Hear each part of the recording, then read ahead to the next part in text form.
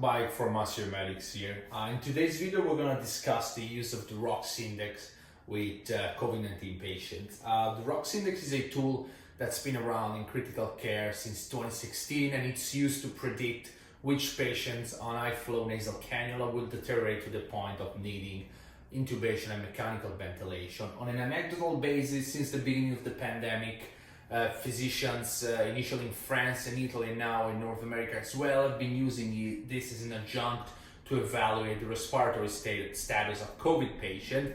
And that is because due to the epihypoxia or silent hypoxia presentation of these patients, just basing their evaluation on the traditional values of SpO2 or respiratory rate has been quite tricky. We're doing the video because if you haven't worked in critical care, you might not even have heard of the ROX index before. So we figured we'll give you a little bit of a breakdown.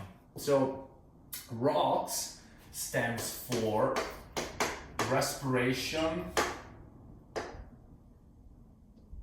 and oxygenation. And it has been first described by ROCA and others in 2016 on the Journal of Critical Care. It is calculated by dividing the ratio between SpO2 and fraction of inspired oxygen by the patient respiratory rate. And the FiO2 is represented with the 0.2 to 1 range, where 0.2 is basically room air and 1 is 100% oxygen. So in their study, a value below 4.88 was considered high risk for this patient to deteriorate to the point of needing a tube and a vent. So for example, if you have a patient with an SpO2 of 80 on 100% oxygen, that's breathing 20 times per minute, it gives you a ROX index of 4, which would tell you this patient will probably get worse and need to be intubated. So how does this apply to COVID? There is very little evidence published because, as you might imagine, this was happening as the pandemic was developing. So this is not a validated tool yet, but it's being used as an adjunct in quite a few places with some interesting preliminary data. For example, this study that was published at the beginning of March of this year by Gian Stefani and others, it's an Italian study that was run in Bologna, in one big hospital in Bologna, a city in the north that was quite hard by COVID. What they did was consider a cohort of 554 patients.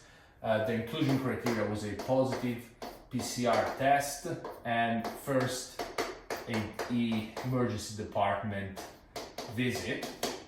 And what they found is that with this patient, a ROX index below 25.7 was a good predictor of this patient's eventually needing admission to the hospital.